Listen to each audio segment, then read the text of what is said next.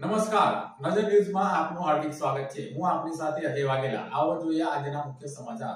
પાદરામાં હિન્દુ એકતા સંગઠન દ્વારા દુંદાળા દેવની શોભાયાત્રા યોજી ભવ્ય આગમન કરાયું હતું।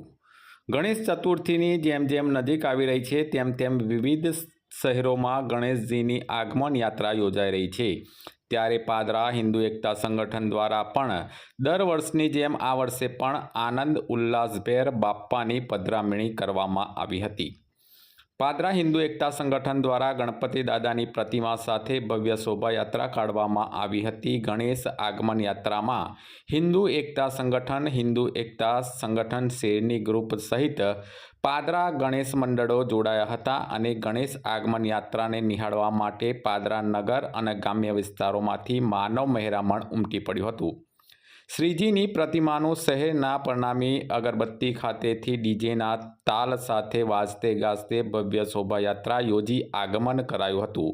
એસટી ડેપો ખાતે ભારે આતિશબાજી કરી અને પાદરાના પૂર્વ ધારાસભ્ય અને વડોદરા જિલ્લા કોંગ્રેસ પ્રમુખ જસપાલસિંહ પડિયારે આરતી ઉતારી હતી।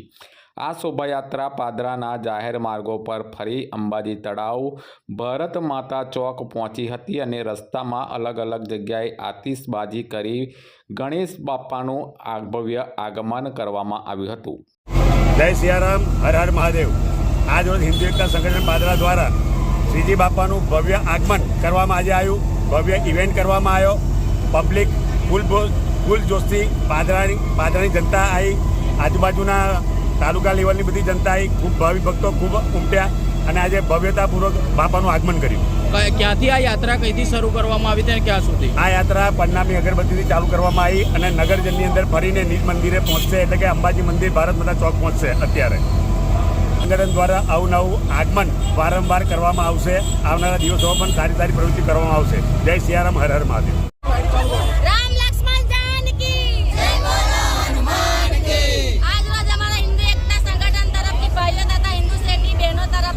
ગણપતિ બાપાનું આગમન સરસ રીતે કરવામાં આવ્યું છે અને આવું જ આયોજન ફરી કરતા રહીશું, સારી રીતે બધું કરતા રહીશું આગળ પણ, એવી અમારી આશા છે।